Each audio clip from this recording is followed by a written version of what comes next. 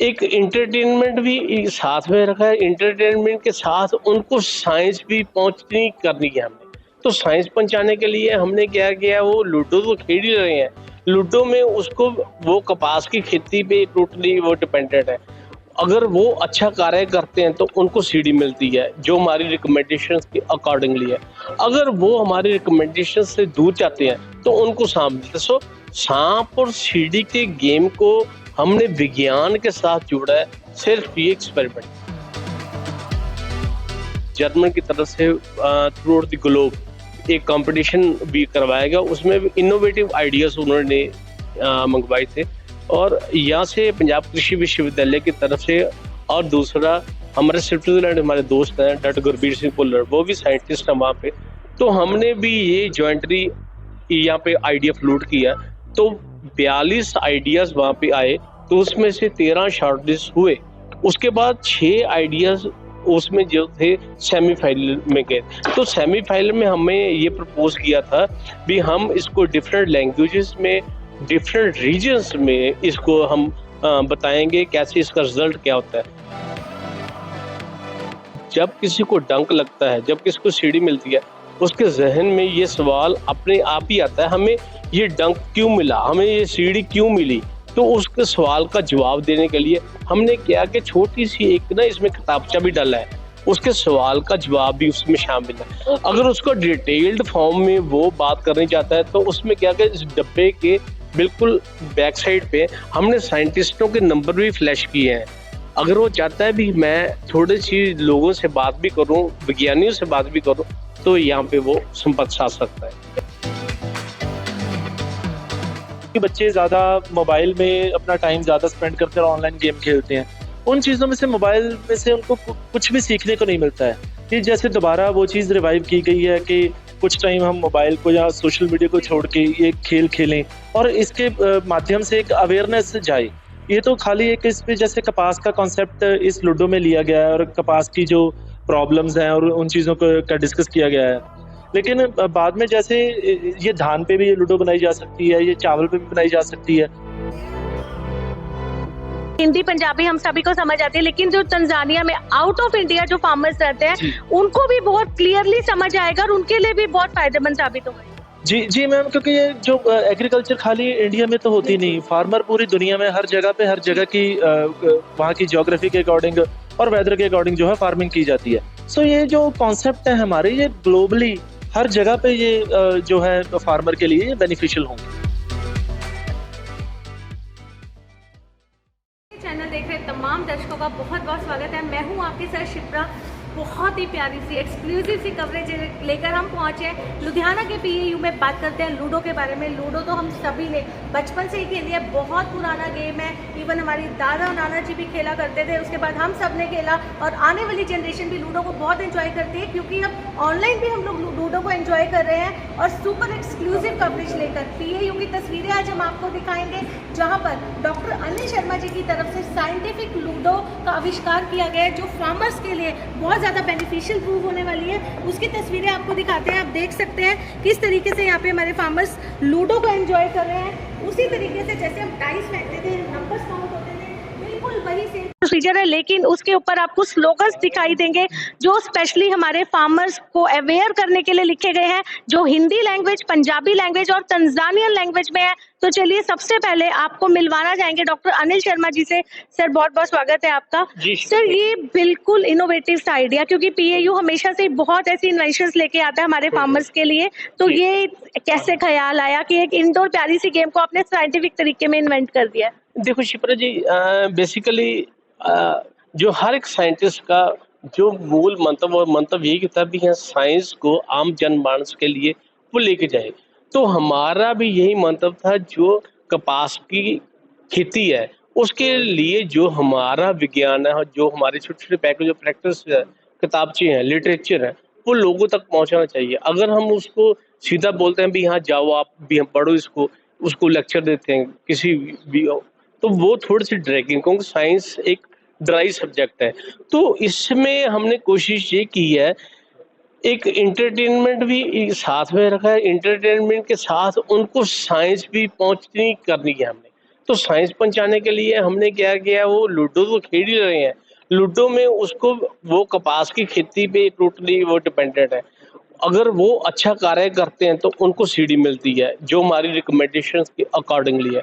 अगर वो हमारी रिकमेंडेशन से दूर जाते हैं तो उनको सांप मिलता है। सो सांप और सीढ़ी के गेम को हमने विज्ञान के साथ जोड़ा है, सिर्फ ये एक्सपेरिमेंट किया। सर ये 3 लैंग्वेजेस में आपने इसको किया है, तो अगर हम हिंदी पंजाबी की बात करें तो ऑब्वियसली हम भारतवासी हैं, तो हिंदी लैंग्वेज और पंजाबी लैंग्वेज हमें समझ में आती है, लेकिन तंजानियन लैंग्वेज में क्या आपका मकसद था इसको इन्वेंट करने का? अच्छी बात है शिप्रा जी आपकी, आप जैसे बोले, क्योंकि इस लूडो का हवाला सदियों से हमारे भी इतिहास में भी आता है। ये हमने आइडिया तो लिया था, आइडिया भी यहाँ डेवलप किया, पंजाब के फार्मर्स पे हमने स्टडी भी की, अच्छा रहा। फिर उसके बाद ना एक जर्मन की तरफ से थ्रू आउट द ग्लोब एक कंपटीशन भी करवाया गया, उसमें भी इनोवेटिव आइडियाज उन्होंने मंगवाए थे। और यहाँ से पंजाब कृषि विश्वविद्यालय की तरफ से, और दूसरा हमारे स्विट्जरलैंड हमारे दोस्त हैं डॉक्टर गुरबीर सिंह भुल्लर, वो भी साइंटिस्ट हैं वहाँ पे, तो हमने भी ये जॉइंटली यहाँ पे आइडिया फ्लोट किया। तो 42 आइडियाज वहाँ पे आए, तो उसमें से 13 शॉर्टलिस्ट हुए। उसके बाद 6 आइडियाज उसमें जो थे सेमीफाइनल में गए। तो सेमीफाइनल में हमें ये प्रपोज किया था भी हम इसको डिफरेंट लैंग्वेजेस में, डिफरेंट रीजन्स में इसको हम बताएंगे कैसे इसका रिजल्ट क्या होता है। तो इसमें हमने पंजाब को चुना था, दूसरा मध्य प्रदेश, महाराष्ट्र को चुना था क्योंकि हिंदी हमने वहाँ पे डेवलप की। तो तंजानिया की जो सवाली लैंग्वेज है वो उसको हमने चुना कि मोमांसा डिस्ट्रिक्ट के नज़दीक हमने वर्कशॉप वहाँ पे यूज की। तो बड़े अच्छे रिजल्ट आए, तो उनकी रिकमेंडेशंस के अकॉर्डिंगली ही हमने ये लूडो वहाँ पे डेवलप की। सर बड़ा प्यारा सा सवाल आपसे पूछना चाहते हैं, जब बच्चे या कोई भी बड़े हम लोग टाइम पास करने के लिए अपनी बेड पे या टेबल पे लूडो लेके बैठते हैं, तो हम लोग जैसे ही डाइस फेंकते हैं तो कहीं ना कहीं डर लगता है कि सांप ना आ जाए, लेकिन जो फार्मर्स है वो इसको किस तरीके से देखेंगे कि एंटरटेनमेंट के साथ साथ कहीं ना कहीं कई ऐसे मुद्दों से उनको रूबरू करवाया जा रहा है? बिल्कुल ठीक है। इसमें यही देखो, एंटरटेनमेंट तो है, बच्चे बूढ़े से लेकर सभी जवान तक ये खेल सकते हैं।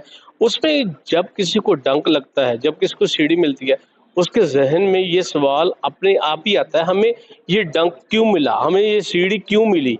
तो उसके सवाल का जवाब देने के लिए हमने क्या कि छोटी सी एक ना इसमें किताबचा भी डाला है, उसके सवाल का जवाब भी उसमें शामिल है। अगर उसको डिटेल्ड फॉर्म में वो बात करनी चाहता है तो उसमें क्या कि इस डब्बे के बिल्कुल बैक साइड पे हमने साइंटिस्टों के नंबर भी फ्लैश किए हैं।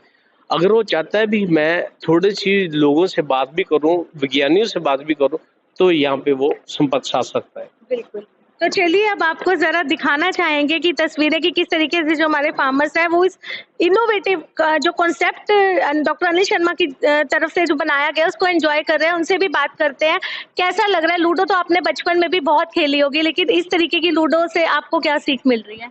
मैम मेरे को बहुत बढ़िया लग रहा है क्योंकि ये एक अलग चीज़ बनाई गई है पीएयू के अकॉर्डिंग। इसमें फार्मर के जो भी इफेक्ट हैं वो इनमें शामिल हैं कि उनको बताया गया है कि इसमें डंक लगने से क्या हो सकता है। इस अकॉर्डिंग इसमें लूडो में बहुत ज़्यादा मज़ा आ रहा है खेलने में कि तो लूडो कहीं ना कहीं जब आप डाइस फेंक रहे हैं तो वो फियर एक मन में जो हमें बचपन में रहता था कि सांप आ जाएगा या हम नीचे वापस आ जाएंगे लैडर से, सीढ़ी से, तो वो कहीं ना कहीं एक डर लग रहा है खेलते हाँ वो तो है ही है थोड़ा सा कि फार्मर को भी ऐसा ही होना चाहिए है कि हाँ भाई मेरे को डर लग रहा है कि हाँ भाई मेरे यहाँ पे कुछ है कि मेरे को डंक ना लग जाए। इस अकॉर्डिंग क्या कहना चाहेंगे? इतनी देर से हम आपको देख रहे हैं, इस ब्यूटीफुल से जो गेम है इसको आप एंजॉय कर रहे हैं, लेकिन कहीं ना कहीं ये गेम सिर्फ एंटरटेनमेंट के लिए नहीं है, ये बहुत नॉलेज स्प्रेड कर रहा है, बहुत अवेयरनेस स्प्रेड कर रहा है, क्योंकि हम पंजाब में रहते हैं, कृषि प्रधान प्रदेश है, तो बहुत बेनिफिशियल प्रूव होगा ये हमारे किसान भाइयों के लिए।